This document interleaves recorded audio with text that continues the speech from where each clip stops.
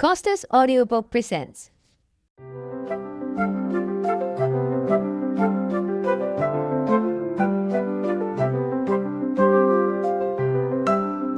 Winnie-the-Pooh by Alan Alexander Milne.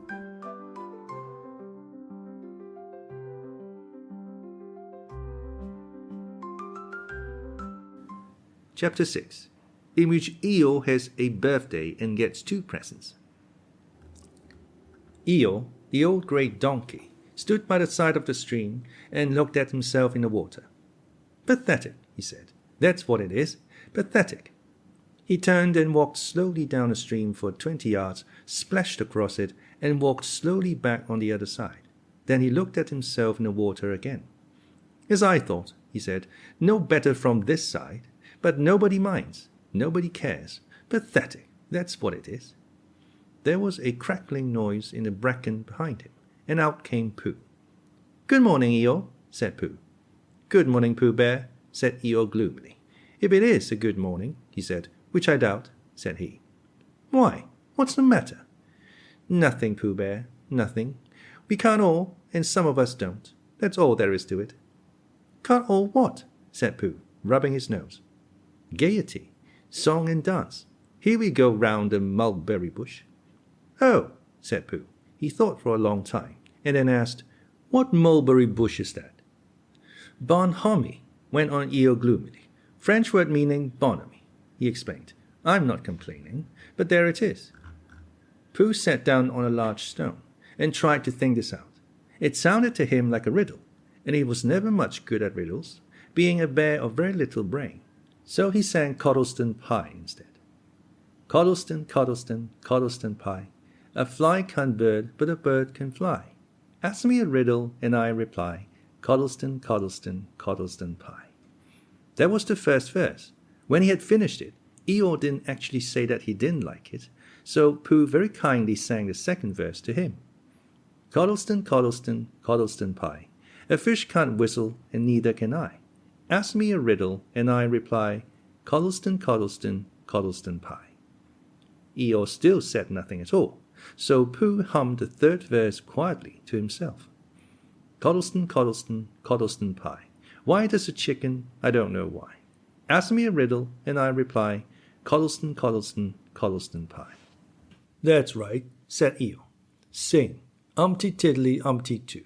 Here we go gathering nuts in May. Enjoy yourself." "I am," said Pooh. "Some can," said Eeyore.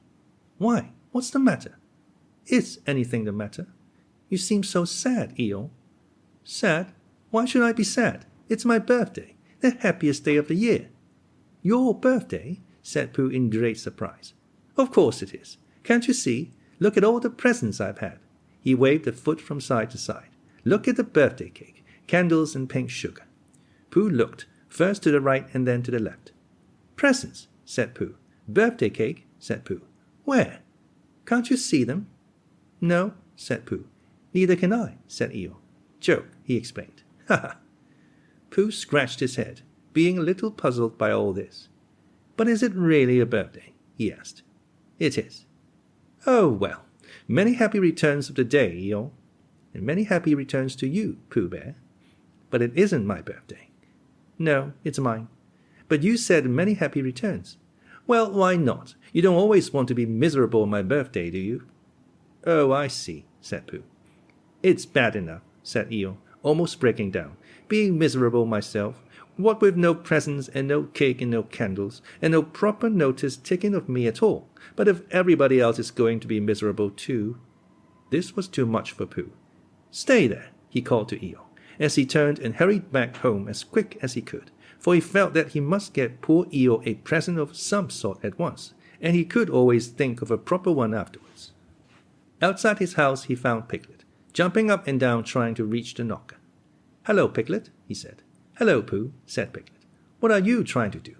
"I was trying to reach the knocker," said Piglet. "I just came round." "Let me do it for you," said Pooh kindly. So he reached up and knocked at the door. "I've just seen Eeyore," he began, "and poor Eeyore is in a very sad condition, because it's his birthday, and nobody has taken any notice of it, and he's very gloomy. You know what Eeyore is, and there he was, and What a long time whoever lives here is answering this door. And he knocked again. But Pooh, said Piglet, it's your own house. Oh, said Pooh. So it is, he said. Well, let's go in. So in they went. The first thing Pooh did was to go to the cupboard to see if he had quite a small jar of honey left. And he had, so he took it down. I'm giving this to Eeyore, he explained, as a present. What are you going to give? Couldn't I give it too, said Piglet, from both of us? No, said Pooh, that would not be a good plan.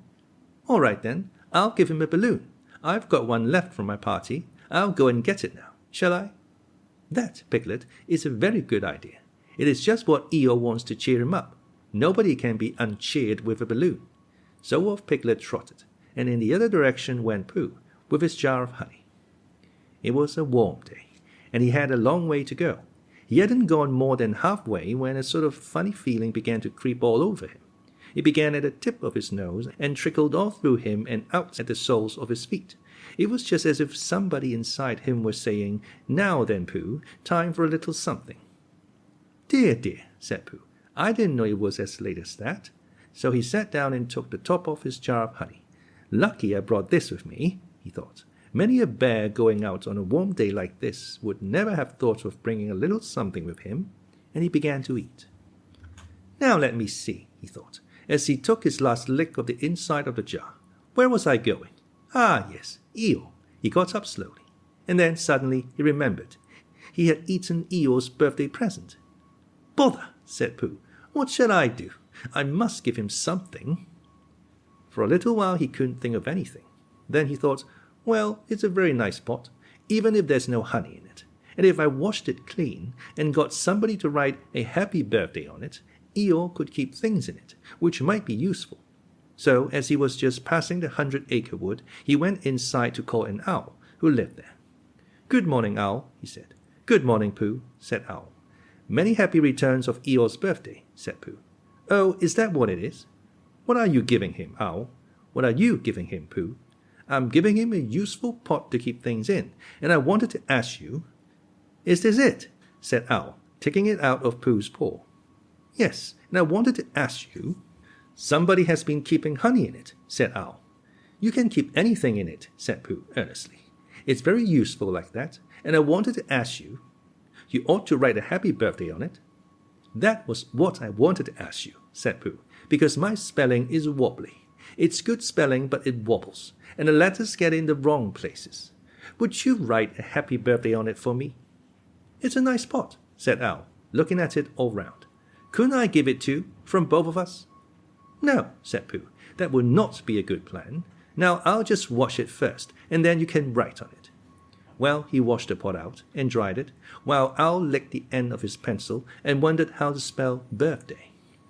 Can you read, Pooh? He asked a little anxiously. There's a notice about knocking and ringing outside my door, which Christopher Robin wrote. Could you read it?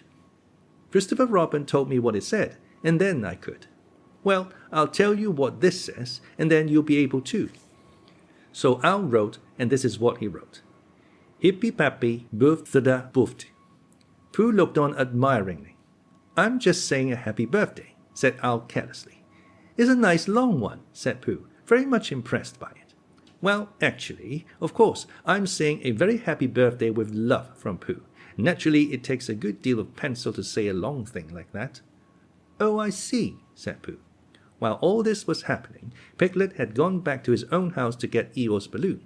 He held it very tightly against himself, so that it shouldn't blow away, and he ran as fast as he could so as to get to Eeyore before Pooh did, for he thought that he would like to be the first one to give a present, just as if he had thought of it without being told by anybody. And running along, and thinking how pleased Eeyore would be, he didn't look where he was going, and suddenly he put his foot in a rabbit hole and fell down flat on his face. Bang! Piglet lay there, wondering what had happened. At first he thought that the whole world had blown up, and then he thought that perhaps only the forest part of it had, and then he thought that perhaps only he had, and he was now alone in the moon or somewhere, and would never see Christopher Robin or Pooh or Eeyore again. And then he thought, well, even if I'm in the moon, I needn't be face downwards all the time. So he got cautiously up and looked about him. He was still in the forest. Well, that's funny, he thought. I wonder what that bang was. I couldn't have made such a noise just falling down. And where's my balloon? And what's that small piece of damp rag doing?" It was the balloon. "Oh dear," said Piglet. "Oh dearie, dearie dear. Well, it's too late now. I can't go back. I haven't another balloon, and perhaps Eeyore doesn't like balloons so very much." So he trotted on, rather sadly now, and down he came to the side of the stream where Eeyore was, and called out to him. "Good morning, Eeyore," shouted Piglet. "Good morning, little Piglet," said Eeyore. "If it is a good morning," he said. "Which I doubt," said he. "Not that it matters," he said. "Many happy returns of the day," said Piglet, having now got closer. Eeyore stopped looking at him in the stream, and turned to stare at Piglet. "Just say that again," he said. "Many Wait a moment." Balancing on 3 legs, he began to bring his 4th leg very cautiously up to his ear. "I did this yesterday," he explained, as he fell down for the 3rd time. "It's quite easy. It's so as I can hear better. There, that's done it. Now then, what were you saying?" He pushed his ear forward with his hoof. "Many happy returns of the day," said Piglet again. "Meaning me?" "Of course, Eeyore. My birthday." "Yes. Me having a real birthday?" "Yes, Eeyore, and I've brought you a present." Eeyore took down his right hoof from his right ear, turned round, and with great difficulty put up his left hoof. "I must have that in the other ear," he said. "Now then." "A present," said Piglet very loudly. "Meaning me again?" "Yes." "My birthday still?" "Of course, Eeyore." "Me going on having a real birthday?" "Yes, Eeyore, and I brought you a balloon." "Balloon," said Eeyore. "You did say balloon. One of those big colored things you blow up. Gaiety, song and dance, here we are and there we are." "Yes, but I'm very sorry, Eeyore, but when I was running along to bring it you, I fell down." "Dear, dear, how unlucky. You ran too fast, I expect. You didn't hurt yourself, little Piglet?" "No, but oh, Eeyore, I burst the balloon." There was a very long silence. "My balloon," said Eeyore at last. Piglet nodded. "My birthday balloon." "Yes, Eeyore," said Piglet, sniffing a little. "Here it is, with many happy returns of the day." And he gave Eeyore the small piece of damp rag. "Is this it?" said Eeyore, little surprised. Piglet nodded. "My present?" Piglet nodded again. "The balloon?" "Yes." "Thank you, Piglet," said Eeyore. "You don't mind my asking," he went on, "but what color was this balloon when it was a balloon?" "Red." "I just wondered. Red," he murmured to himself. "My favorite color. How big was it?" "About as big as me." "I just wondered. About as big as Piglet," he said to himself sadly. "My favorite size. Well, well." Piglet felt very miserable, and didn't know what to say. He was still opening his mouth to begin something, and then deciding that it wasn't any good saying that, when he heard a shout from the other side of the river, and there was Pooh. "Many happy returns of the day," called out Pooh, forgetting that he had said it already. "Thank you, Pooh. I'm having them," said Eeyore gloomily. "I brought you a little present," said Pooh excitedly. "I've had it," said Eeyore. Pooh had now splashed across the stream to Eeyore, and Piglet was sitting a little way off, his head in his paws, snuffling to himself. "It's a useful pot," said Pooh. "Here it is, and it's got a very happy birthday with love from Pooh written on it. That's what all that writing is, and it's for putting things in. There." When Eeyore saw the pot, he became quite excited. "Why," he said, "I believe my balloon will just go into that pot." "Oh no, Eeyore," said Pooh. "Balloons are much too big to go into pots. What you do with a balloon is, you hold the balloon." "Not mine," said Eeyore proudly. "Look, Piglet." And as Piglet looked sorrowfully around, Eeyore picked the balloon up with his teeth and placed it carefully in the pot, picked it out and put it on the ground, and then picked it up again and put it carefully back. "So it does," said Pooh. "It goes in." "So it does," said Piglet, "and it comes out." "Doesn't it?" said Eeyore. "It goes in and out like anything." "I'm very glad," said Pooh happily, "that I thought of giving you a useful pot to put things in." "I'm very glad," said Piglet happily, "that I thought of giving you something to put in a useful pot." But Eeyore wasn't listening. He was taking the balloon out and putting it back again, as happy as could be. "And didn't I give him anything?" asked Christopher Robin sadly. "Of course you did," I said. "You gave him, don't you remember, a little... I gave him a box of paints to paint things with." That was it. Why didn't I give it to him in the morning? You were so busy getting his party ready for him. He had a cake with icing on the top and 3 candles, and his name in pink sugar, and... Yes, I remember, said Christopher Robin.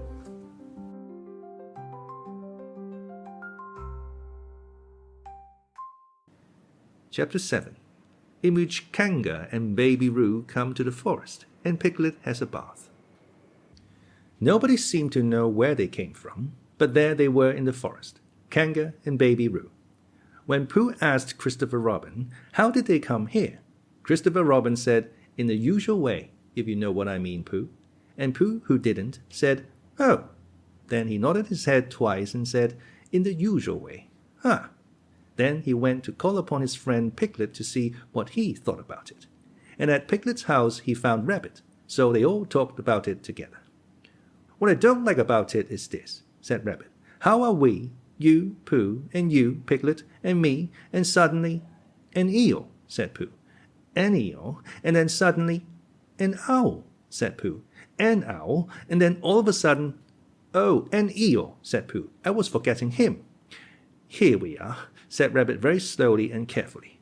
All of us. And then suddenly we wake up one morning and what do we find? We find a strange animal among us. An animal of whom we have never even heard before. An animal who carries her family about with her in her pocket. Suppose I carried my family about with me in my pocket. How many pockets should I want? 16, said Piglet. 17, isn't it? Said Rabbit. And one more for the handkerchief. That's 18. 18 pockets in one suit. I haven't time. There was a long and thoughtful silence, and then Pooh, who had been frowning very hard for some minutes, said, I make it 15. What? Said Rabbit. 15. 15 what? Your family. What about them? Pooh rubbed his nose and said that he thought Rabbit had been talking about his family. Did I? Said Rabbit carelessly. Yes, you said... Never mind, Pooh, said Piglet impatiently. The question is, what are we to do about Kanga? Oh, I see, said Pooh. The best way, said Rabbit, would be this. The best way would be to steal Baby Roo and hide him. And then when Kanga says, where's Baby Roo? We say, aha. Aha, said Pooh, practicing. Aha, aha. Of course, he went on. We could say, aha, even if we hadn't stolen Baby Roo. Pooh, said Rabbit kindly, you haven't any brain. I know, said Pooh humbly. We say aha, so that Kanga knows that we know where Baby Roo is. Aha means we'll tell you where Baby Roo is if you promise to go away from the forest and never come back. Now don't talk while I think. Pooh went into a corner and tried saying aha in that sort of voice. Sometimes it seemed to him that it did mean what Rabbit said, and sometimes it seemed to him that it didn't.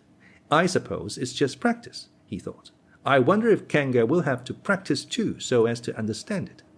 There's just one thing, said Piglet, fidgeting a bit. I was talking to Christopher Robin, and he said that a Kanga was generally regarded as one of the fiercer animals.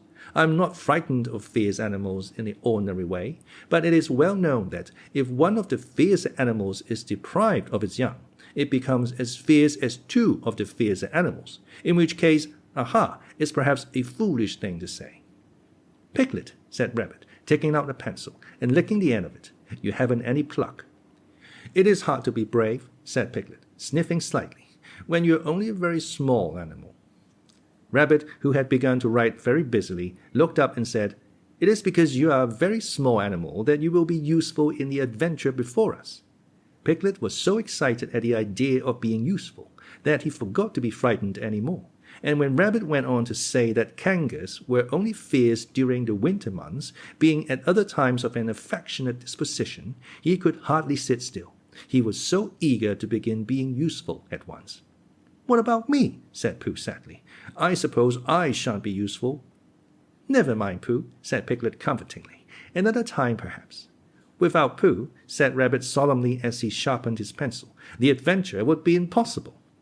Oh, said Piglet, and tried not to look disappointed. But Pooh went into a corner of the room and said proudly to himself, Impossible without me, that sort of bear. Now listen, all of you, said Rabbit when he had finished writing, and Pooh and Piglet sat listening very eagerly with their mouths open. This was what Rabbit read out. Plan to capture Baby Roo. 1. General remarks. Kanga runs faster than any of us, even me. 2. More general remarks. Kanga never takes her eye off Baby Roo, except when he's safely buttoned up in her pocket. 3. Therefore, if we are to capture Baby Roo, we must get a long start, because Kanga runs faster than any of us, even me. 4. A thought. If Roo had jumped out of Kanga's pocket and Piglet had jumped in, Kanga wouldn't know the difference, because Piglet is a very small animal. 5. Like Roo. 6. But Kanga would have to be looking the other way first, so as not to see Piglet jumping in. 7. See 2. 8. Another thought. But if Pooh was talking to her very excitedly, she might look the other way for a moment. 9. And then I could run away with Roo. 10. Quickly. 11. And Kanga wouldn't discover the difference until afterwards. Well, Rabbit read this out proudly, and for a little while after he had read it, nobody said anything. And then Piglet, who had been opening and shutting his mouth without making any noise, managed to say very huskily, "And afterwards?" "What do you mean?" "When Kanga does discover the difference, then we all say, 'Aha!'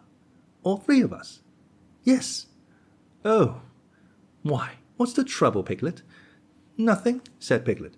"As long as we all 3 say it." "As long as we all 3 say it," said Piglet. "I don't mind," he said, "but I shouldn't care to say 'aha' by myself. It wouldn't sound nearly so well. By the way," he said, "you are quite sure about what you said about the winter months." "The winter months?" "Yes, only being fierce in the winter months." "Oh, yes, that's all right. Well, Pooh, you see what you have to do?" "No," said Pooh Bear. "Not yet," he said. "What do I do?" "Well, you just have to talk very hard to Kanga, so as she doesn't notice anything." "Oh, what about?" "Anything you like." "You mean like telling her a little bit of poetry or something?" "That's it," said Rabbit. "Splendid. Now come along." So they all went out to look for Kanga. Kanga and Roo were spending a quiet afternoon in the sandy part of the forest. Baby Roo was practicing very small jumps in the sand, and falling down mouse holes and climbing out of them.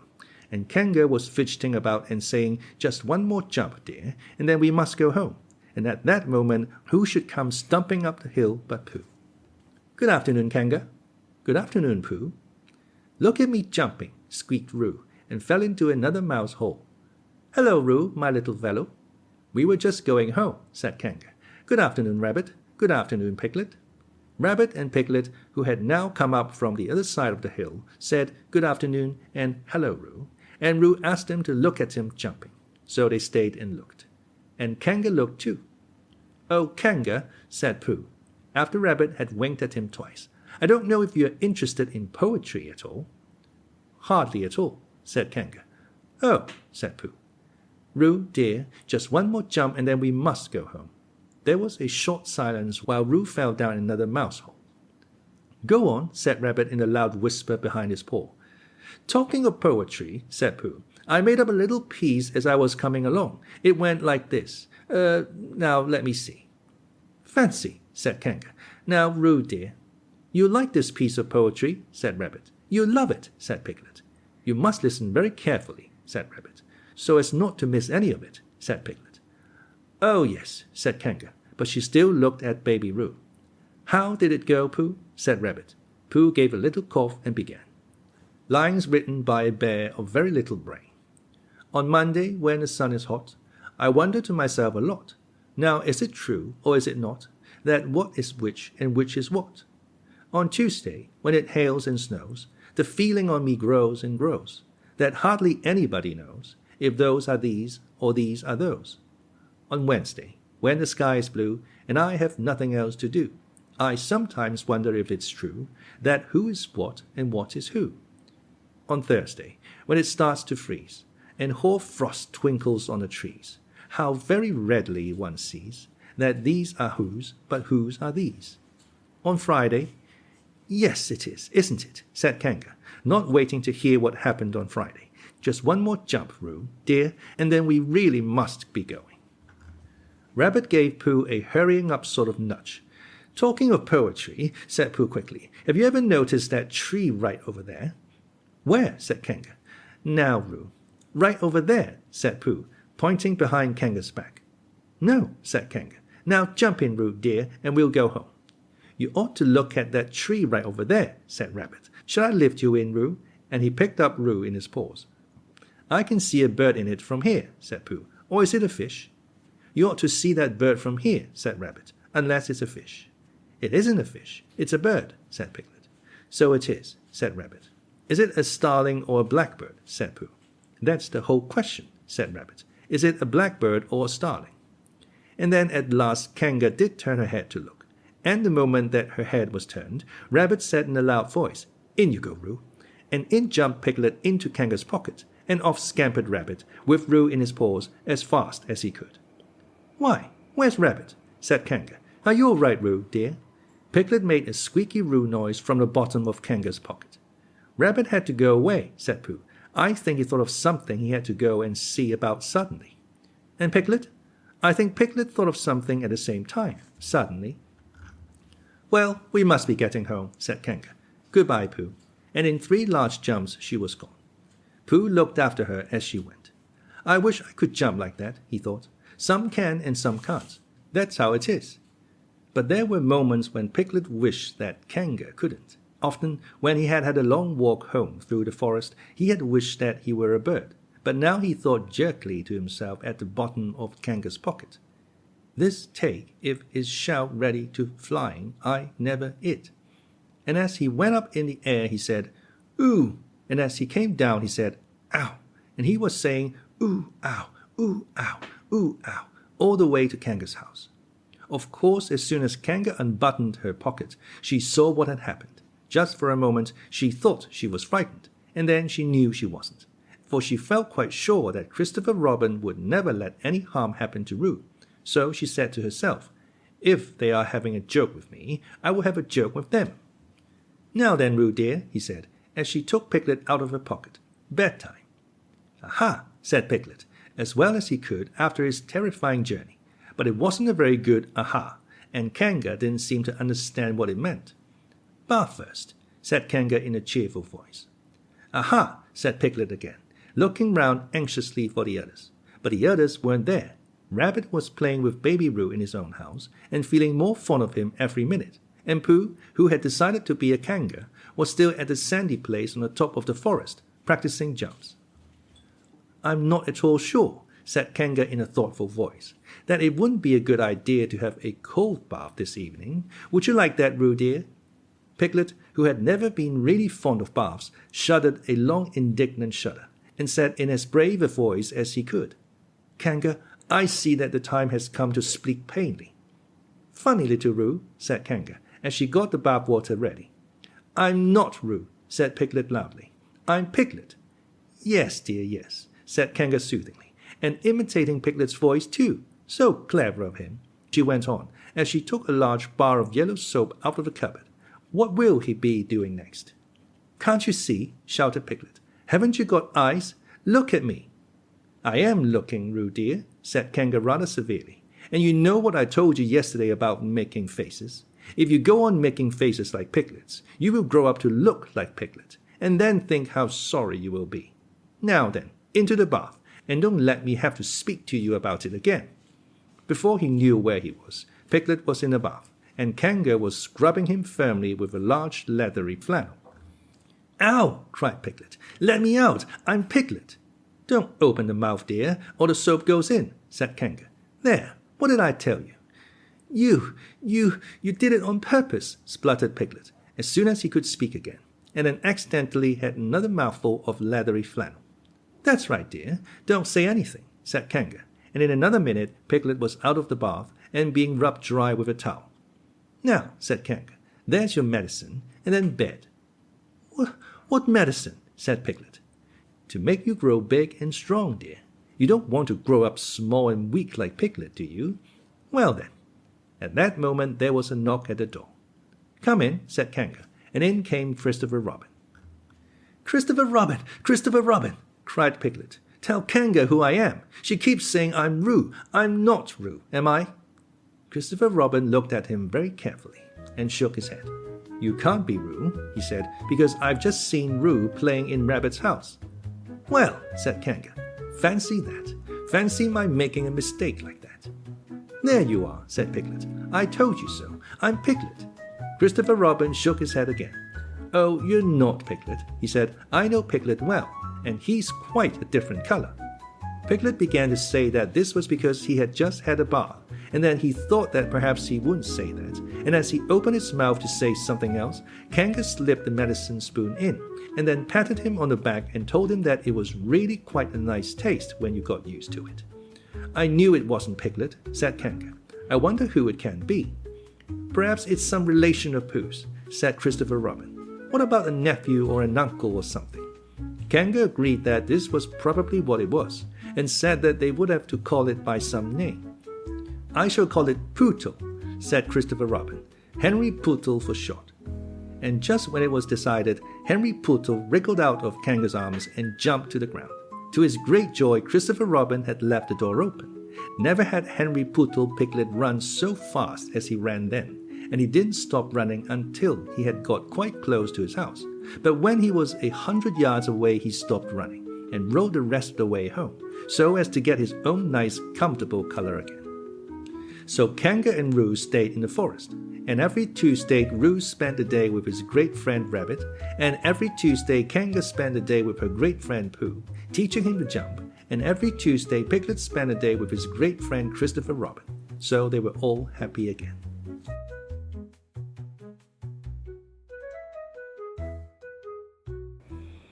Chapter 8, in which Christopher Robin leads an expotition to the North Pole. One fine day, Pooh had stumped up to the top of the forest to see if his friend Christopher Robin was interested in bears at all. At breakfast that morning, he had suddenly thought of a new song. It began like this. Sing ho for the life of a bear. When he had got as far as this, he scratched his head and thought to himself, that's a very good start for a song. But what about the second line? He tried singing ho 2 or 3 times, but it didn't seem to help. Perhaps it would be better, he thought, if I sang hi for the life of a bear. So he sang it, but it wasn't. Very well then, he said, I shall sing that first line twice, and perhaps if I sing it very quickly, I shall find myself singing the third and fourth lines before I have time to think of them, and that will be a good song. Now then, sing ho for the life of a bear, sing ho for the life of a bear. I don't much mind if it rains or snows, 'cause I've got a lot of honey on my nice new nose. I don't much care if it snows or thaws, 'cause I've got a lot of honey on my nice clean paws. Sing ho for a bear, sing ho for a Pooh, and I will have a little something in an hour or two. He was so pleased with this song that he sang it all the way to the top of the forest. And if I go on singing it much longer, he thought, it will be time for the little something, and then the last line won't be true. So he turned it into a hum instead. Christopher Robin was sitting outside his door, putting on his big boots. As soon as he saw the big boots, Pooh knew that an adventure was going to happen, and he brushed the honey off his nose with the back of his paw, and spruced himself up as well as he could, so as to look ready for anything. Good morning, Christopher Robin, he called out. Hello, Pooh Bear. I can't get this boot on. That's bad, said Pooh. Do you think you could very kindly lean against me? 'Cause I keep pulling so hard that I fall over backwards. Pooh sat down, dug his feet into the ground, and pushed hard against Christopher Robin's back, and Christopher Robin pushed hard against his, and pulled at his boot until he had got it on. And that's that, said Pooh. What do we do next? We are all going on an expedition, said Christopher Robin, as he got up and brushed himself. Thank you, Pooh. Going on an expotition, said Pooh eagerly. I don't think I've ever been on one of those. Where are we going on this expotition? Expedition, silly old bear. It's got an X in it. Oh, said Pooh. I know, but it didn't really. We're going to discover the North Pole. Oh, said Pooh again. What is the North Pole? He asked. It's just a thing you discover, said Christopher Robin carelessly, not being quite sure himself. Oh, I see, said Pooh. Are bears any good at discovering it? Of course they are, and Rabbit and Kanga and all of you. It's an expedition. That's what an expedition means, a long line of everybody. You'd better tell the others to get ready while I see if my gun's all right, and we must all bring provisions. Bring what? Things to eat. "Oh," said Pooh happily, "I thought you said provisions. I'll go and tell them." And he stumped off. The first person he met was Rabbit. "Hello, Rabbit," he said. "Is that you?" "Let's pretend it isn't," said Rabbit, "and see what happens. I've got a message for you." I'll give it to him. "We're all going on an expotition with Christopher Robin." "What is it when we're on it?" "A sort of boat, I think," said Pooh. "Oh, that sort." "Yes, and we're going to discover a pole or something. Or was it a mole? Anyhow, we're going to discover it." "We are we?" said Rabbit. "Yes, and we've got to bring things to eat with us, in case we want to eat them. Now, I'm going down to Piglet's. Tell Kanga, will you?" He left Rabbit and hurried down to Piglet's house. The Piglet was sitting on the ground at the door of his house, blowing happily at a dandelion, and wondering whether it would be this year, next year, sometime, or never. He had just discovered that it would be never, and was trying to remember what it was, and hoping it wasn't anything nice, when Pooh came up. "Oh, Piglet," said Pooh excitedly, "we're going on an expotition, all of us, with things to eat, to discover something." "To discover what?" said Piglet anxiously. "Oh, just something." "Nothing fierce?" "Christopher Robin didn't say anything about fierce. He just said it had an X." "It isn't their necks I mind," said Piglet earnestly. "It's their teeth. But if Christopher Robin is coming, I don't mind anything." In a little while they were all ready at the top of the forest, and the expotition started. First came Christopher Robin and Rabbit, then Piglet and Pooh, then Kanga, with Roo in her pocket, and Owl, then Eeyore, and at the end, in a long line, all Rabbit's friends and relations. "I didn't ask them," explained Rabbit carelessly. "They just came. They always do. They can march at the end after Eeyore." "What I say," said Eeyore, "is that it's unsettling. I didn't want to come on this expo, what Pooh said. I only came to oblige. But here I am. And if I am the end of the expo, what we're talking about, then let me be the end. But if every time I want to sit down for a little rest, I have to brush away half a dozen of Rabbit's smaller friends and relations first, then this isn't an expo, whatever it is, at all. It's simply a confused noise. That's what I say." "I see what Eeyore means," said Owl. "If you ask me." "I'm not asking anybody," said Eeyore. "I'm just telling everybody. We can look for the North Pole, or we can play Here We Go Gathering Nuts in May with the end part of an ant's nest. It's all the same to me." There was a shout from the top of the line. "Come on," called Christopher Robin. "Come on," called Pooh and Piglet. "Come on," called Owl. "We're starting," said Rabbit. "I must go." And he hurried off to the front of the expotition with Christopher Robin. "All right," said Eeyore. "We're going. Only don't blame me." So off they all went to discover the pole. And as they walked, they chatted to each other of this and that, all except Pooh, who was making up a song. "This is the first verse," he said to Piglet, when he was ready with it. "First verse of what?" "My song." "What song?" "This one." "Which one?" "Well, if you listen, Piglet, you'll hear it." "How do you know I'm not listening?" Pooh couldn't answer that one, so he began to sing. They all went off to discover the pole, Owl and Piglet and Rabbit and all. It's a thing you discover, as I've been told, by Owl and Piglet and Rabbit and all. Eeyore, Christopher Robin and Pooh, and Rabbit's relations all went too, and where the pole was none of them knew, sing hey for Owl and Rabbit and all. "Hush," said Christopher Robin, turning round to Pooh. "We're just coming to a dangerous place." "Hush," said Pooh, turning round quickly to Piglet. "Hush," said Piglet to Kanga. "Hush," said Kanga to Owl, while Roo said hush several times to himself very quietly. "Hush," said Owl to Eeyore. "Hush," said Eeyore in a terrible voice to all Rabbit's friends and relations. And hush, they said hastily to each other all down the line, until it got to the last one of all. And the last and smallest friend and relation was so upset to find that the whole expotition was saying hush to him, that he buried himself head downwards in a crack in the ground, and stayed there for 2 days until the danger was over, and then went home in a great hurry, and lived quietly with his aunt ever afterwards. His name was Alexander Beetle. They had come to a stream which twisted and tumbled between high rocky banks, and Christopher Robin saw at once how dangerous it was. "It's just a place," he explained, "for an ambush." "What sort of bush?" whispered Pooh to Piglet. "A gorse bush?"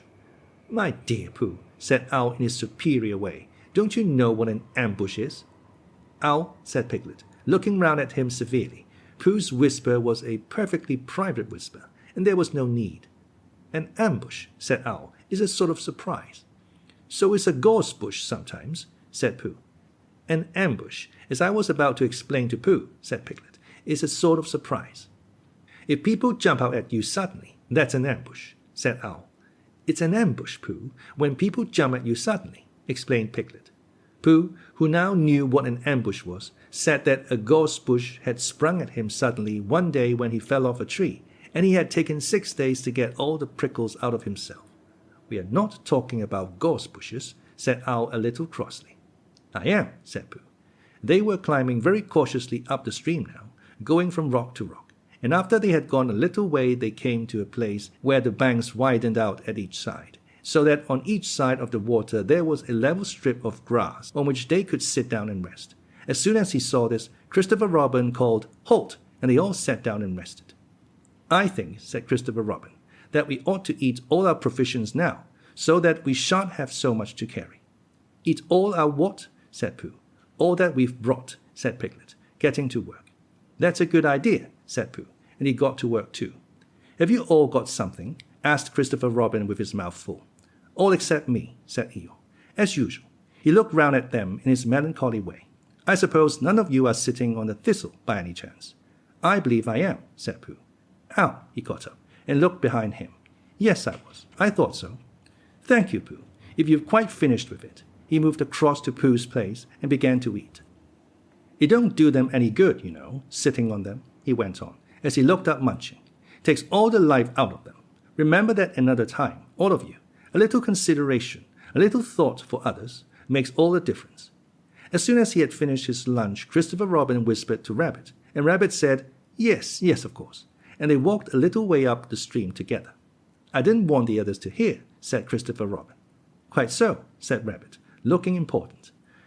I wondered, it's only, Rabbit, I suppose you don't know. What does the North Pole look like?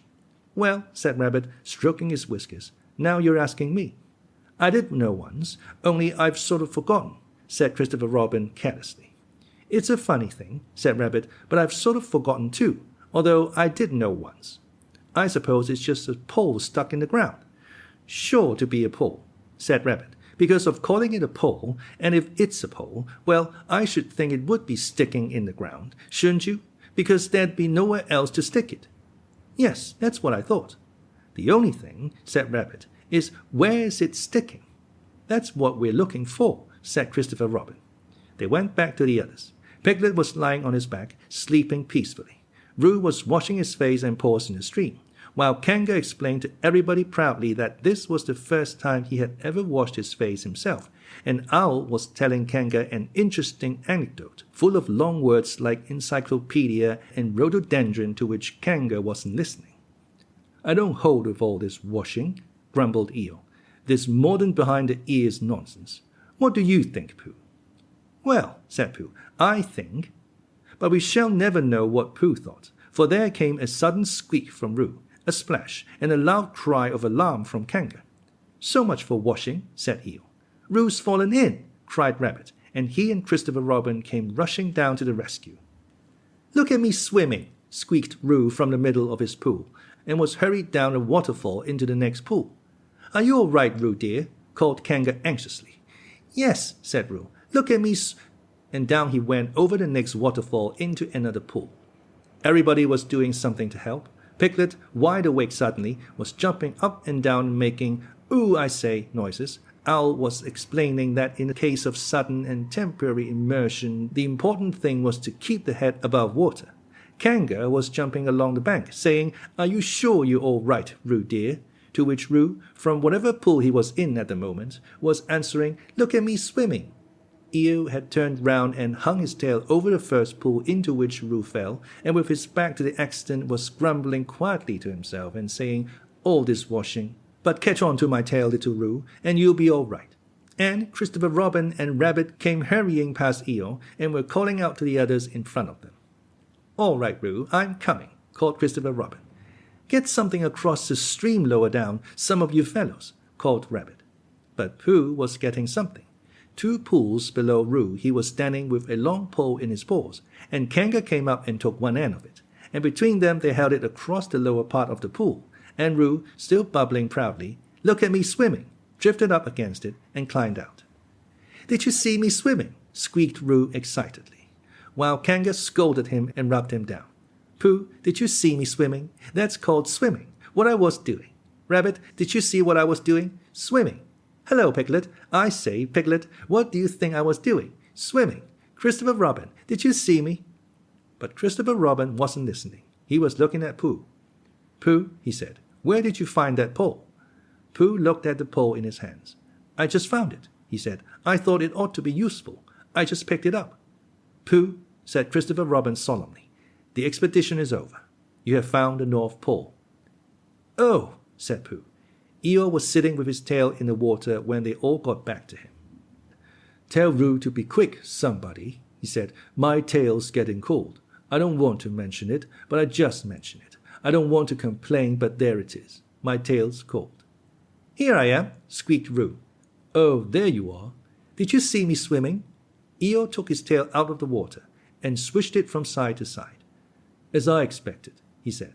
"Lost all feeling, numbed it. That's what it's done. Numbed it. Well, as long as nobody minds, I suppose it's all right."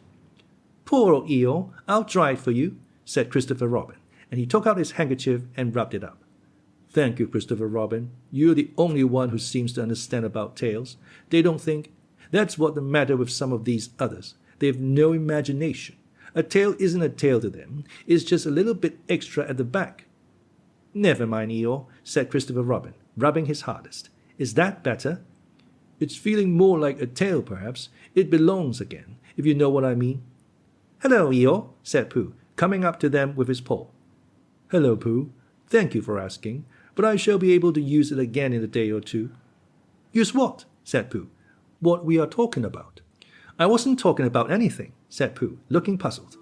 "My mistake again. I thought you were saying how sorry you were about my tail being all numb, and could you do anything to help?"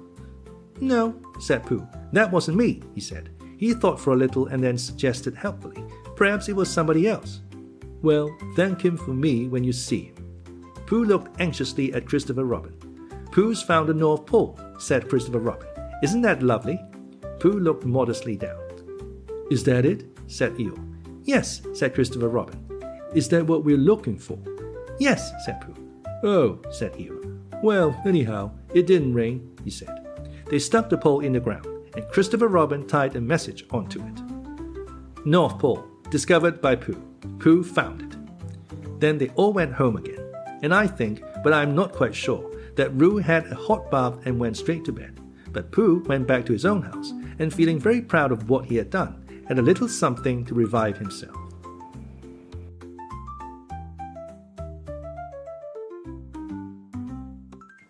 Chapter 9, in which Piglet is entirely surrounded by water. It rained, and it rained, and it rained. Piglet told himself that never in all his life, and he was goodness knows how old, 3, was it, or 4, never had he seen so much rain. Days and days and days. If only, he thought, as he looked out of the window, I had been in Pooh's house, or Christopher Robin's house, or Rabbit's house when it began to rain, then I should have had company all this time, instead of being here all alone, with nothing to do except wonder when it will stop. And he imagined himself with Pooh, saying, "Did you ever see such rain, Pooh?" And Pooh saying, "Isn't it awful, Piglet?"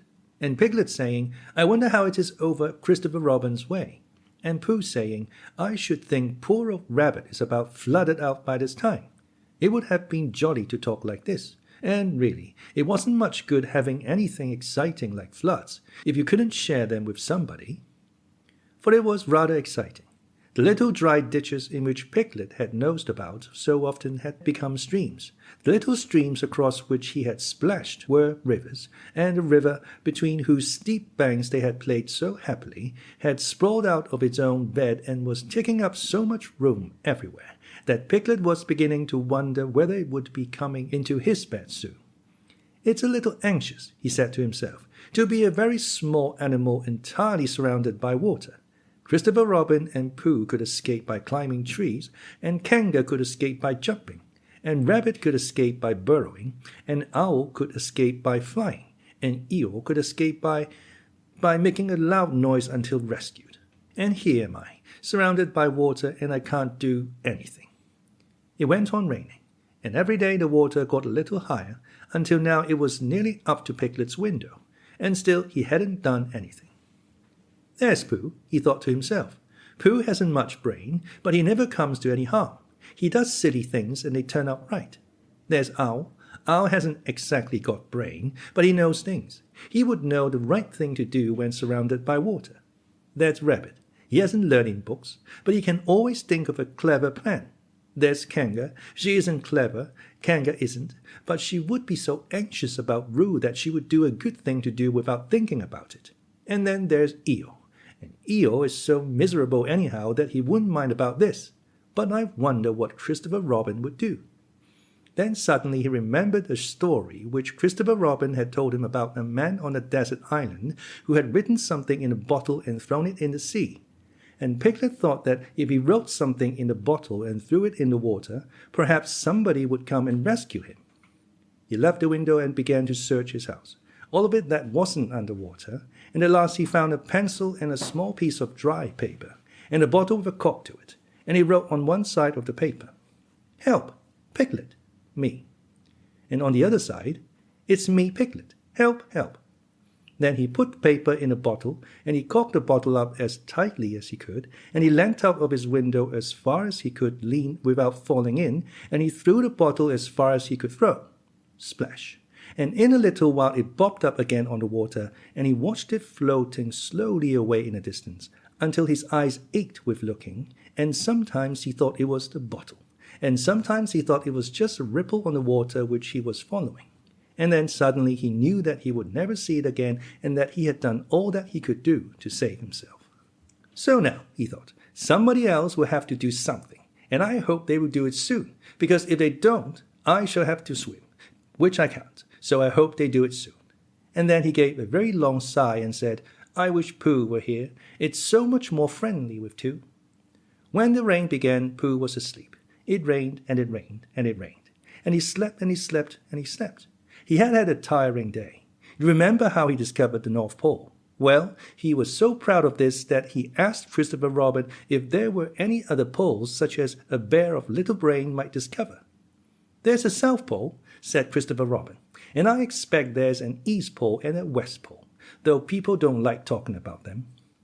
Pooh was very excited when he heard this, and suggested that they should have an expedition to discover the East Pole. But Christopher Robin had thought of something else to do with Kanga, so Pooh went out to discover the East Pole by himself. Whether he discovered it or not, I forget. But he was so tired when he got home that, in the very middle of his supper, after he had been eating for little more than half an hour, he fell fast asleep in his chair, and slept and slept and slept. Then suddenly he was dreaming. He was at the East Pole, and it was a very cold pole with the coldest sort of snow and ice all over it. He had found a beehive to sleep in, but there wasn't room for his legs, so he had left them outside, and wild woozles, such as inhabit the East Pole, came and nibbled all the fur off his legs to make nests for their young, and the more they nibbled, the colder his legs got, until suddenly he woke up with an owl, and there he was, sitting in his chair with his feet in the water, and water all round him. He splashed to his door and looked out. "This is serious," said Pooh. "I must have an escape." So he took his largest pot of honey and escaped with it to a broad branch of his tree, well above the water, and then he climbed down again and escaped with another pot.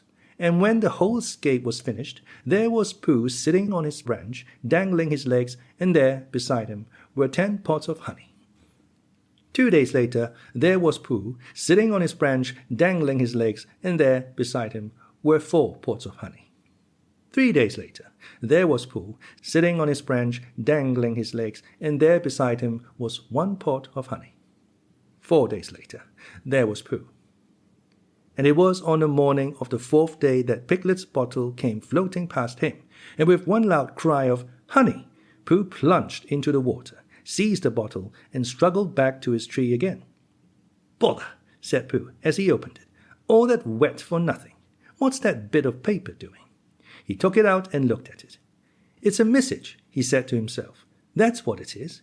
And that letter is a P. And so is that, and so is that, and P means Pooh. So it's a very important message to me, and I can't read it. I must find Christopher Robin or Owl or Piglet, one of those clever readers who can read things, and they will tell me what this message means. Only I can't swim. Bother. Then he had an idea, and I think that for a bear of very little brain, it was a good idea. He said to himself, if a bottle can float, then a jar can float. And if a jar floats, I can sit on the top of it, if it's a very big jar. So he took his biggest jar and corked it up.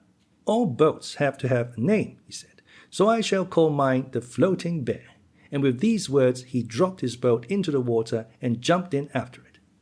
For a little while Pooh and the Floating Bear were uncertain as to which of them was meant to be on the top, but after trying one or two different positions, they settled down with the Floating Bear underneath and Pooh triumphantly astride it, paddling vigorously with his feet.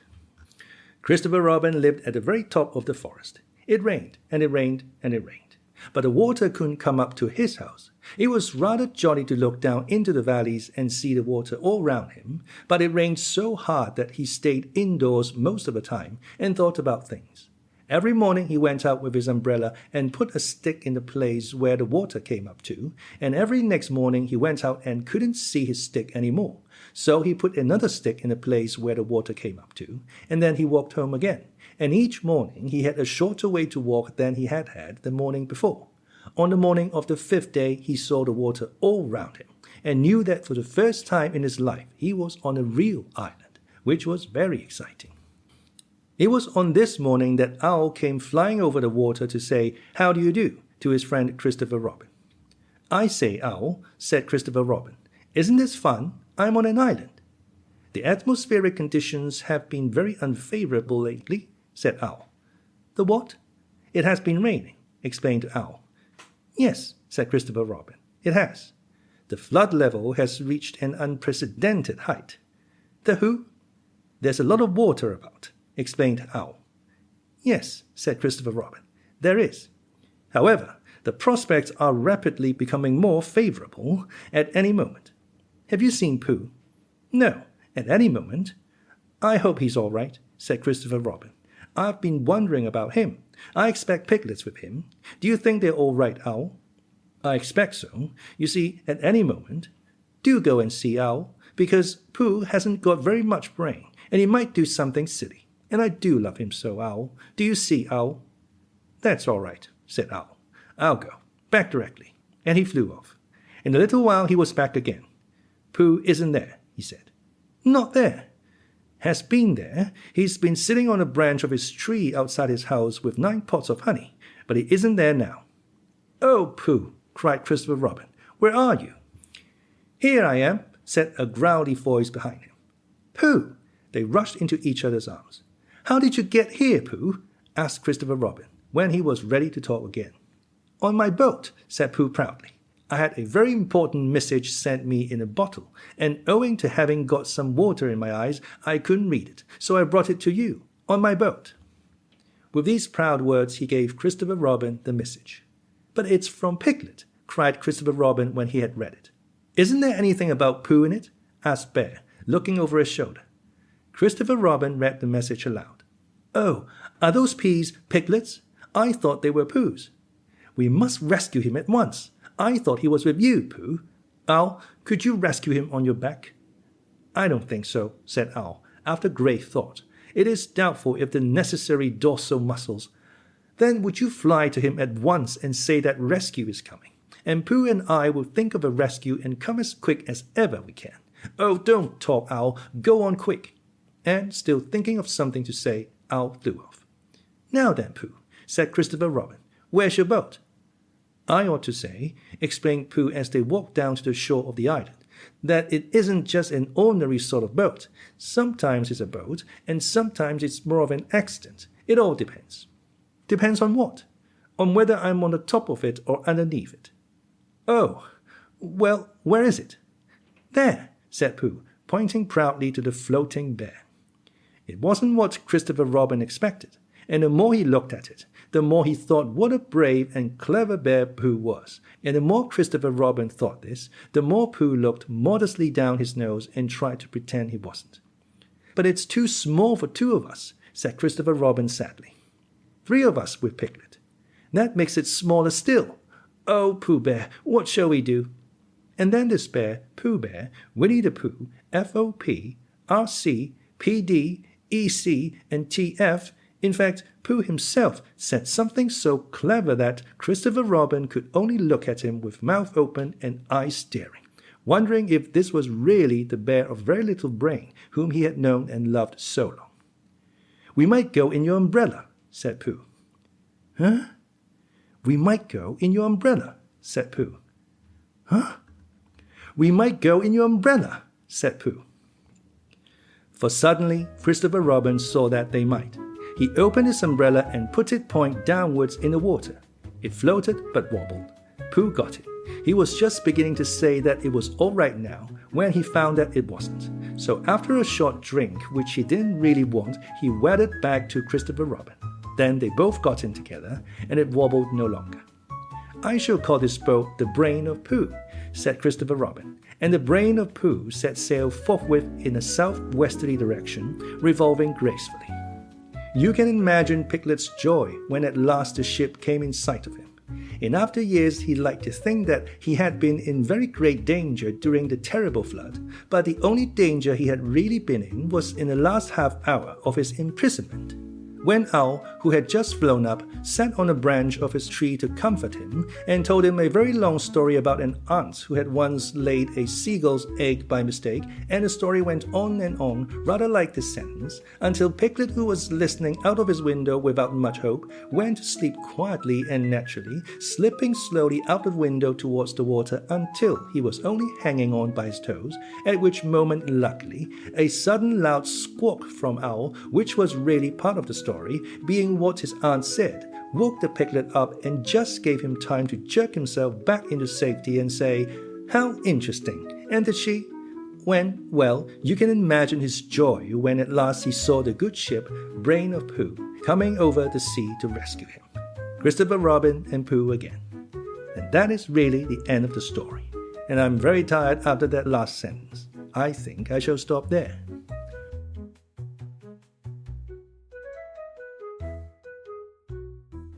Chapter 10, in which Christopher Robin gives Pooh a party, and we say goodbye. One day, when the sun had come back over the forest, bringing with it the scent of May, and all the streams of the forest were tingling happily to find themselves their own pretty shape again, and the little pools lay dreaming of the life they had seen and the big things they had done, and in the warmth and quiet of the forest, the cuckoo was trying over his voice carefully and listening to see if he liked it, and wood pigeons were complaining gently to themselves in their lazy, comfortable way that it was the other fellow's fault. But it didn't matter very much.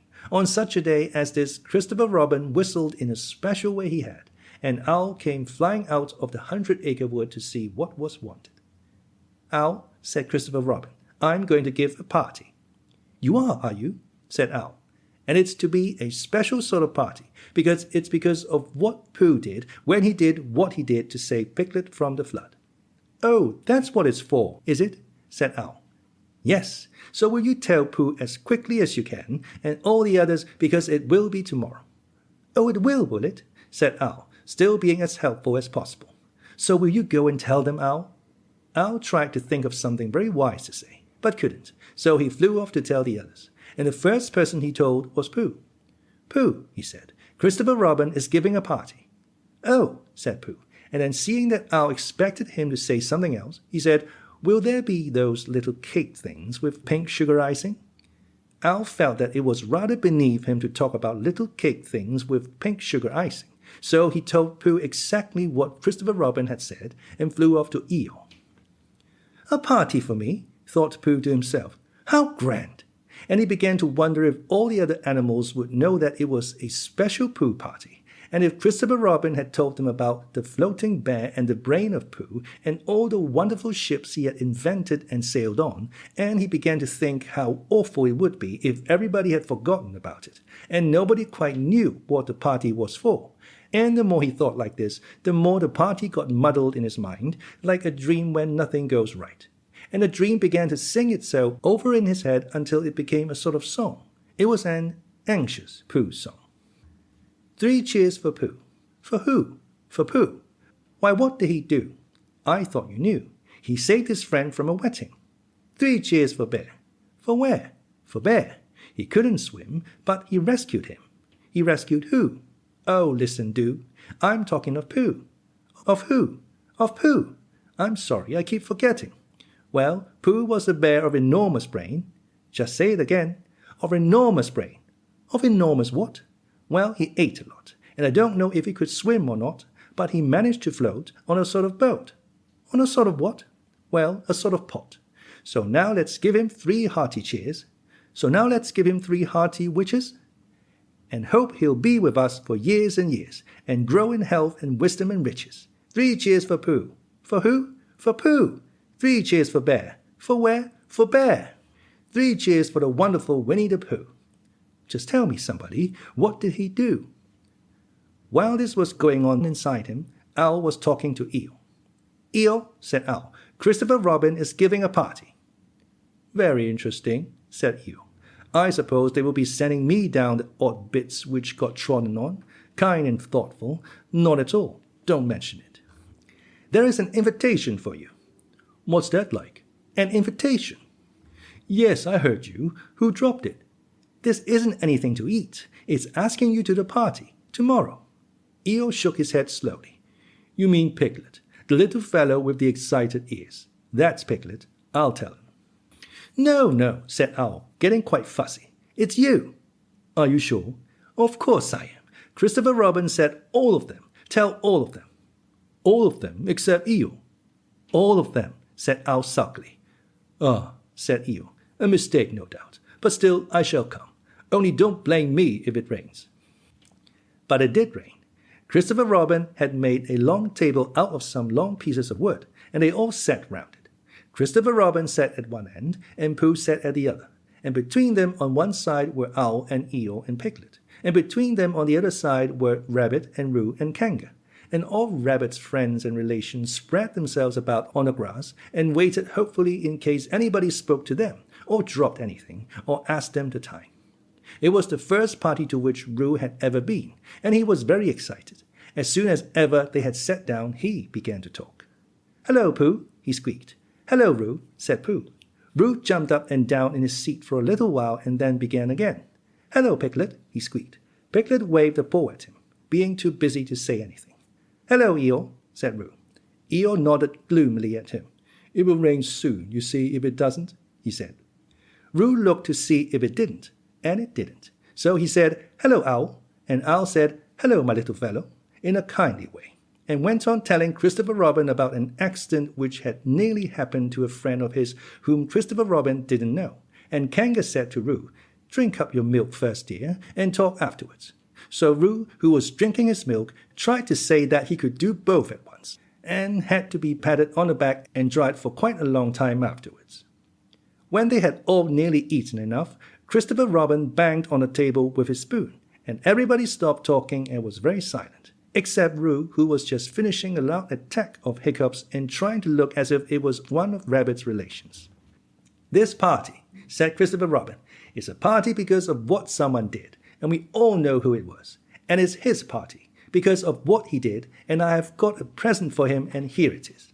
Then he felt about a little and whispered, Where is it? While he was looking, Eeyore coughed in an impressive way and began to speak.